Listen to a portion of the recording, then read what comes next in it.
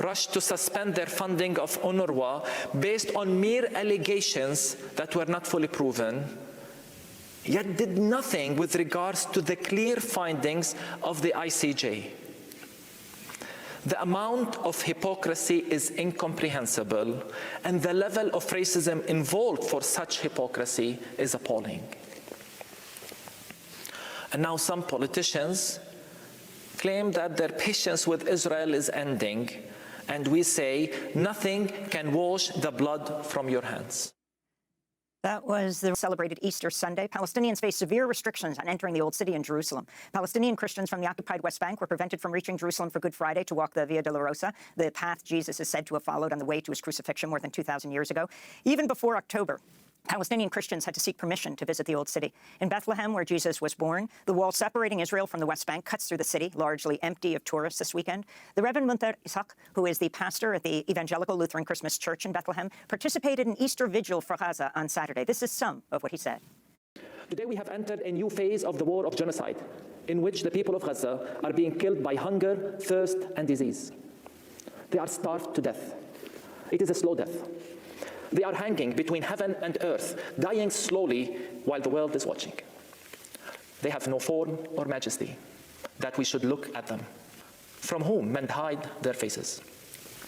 It took more than 5 months and 32,000 people killed, including 13,000 children, for the UN Security Council to finally pass a ceasefire. But nothing has changed on the ground. Since when does Israel care about UN resolutions? Israel has never been held accountable or even condemned by Western leaders. This remains the single biggest problem today. Right now, we are pleading for aid and food to enter. We gave up on a ceasefire. Just bring food, water, and medicine. Lord, have mercy.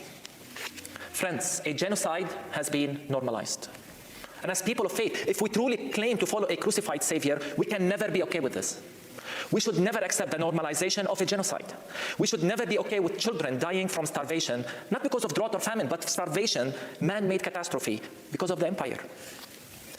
A genocide has been normalized, just as apartheid was normalized in Palestine. And before that, in South Africa, just as slavery and the caste system were normalized. It has been firmly established to us that the leaders of the superpowers and those who benefit from the modern colonialism do not look at us as equals. They created the narrative to normalize genocide. They have a theology for it. A genocide has been normalized. This is racism at its worst. And the very same political and church leaders who lined up in October, one after the other, to give the green light for this genocide, giving it the cover of self-defense, cannot even bring themselves to condemn the obvious war crimes being committed by Israel. They are good at raising their concern.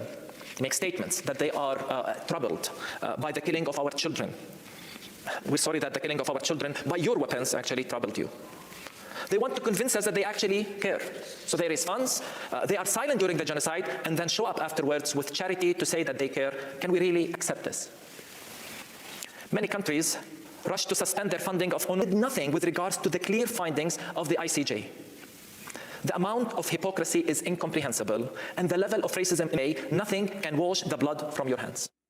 That was the Reverend Mourir Isaac from Bethlehem in the occupied West Bank.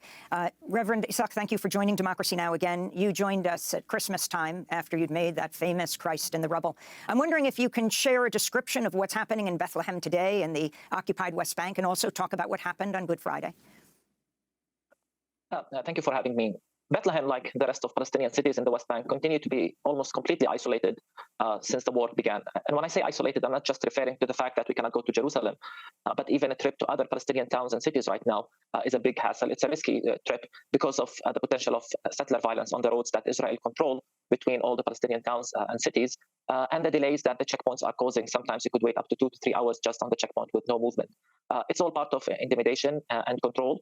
And as I said, here in Bethlehem, we're also completely now isolated from Jerusalem. Jerusalem is 15, 20 minutes drive from where I'm speaking from.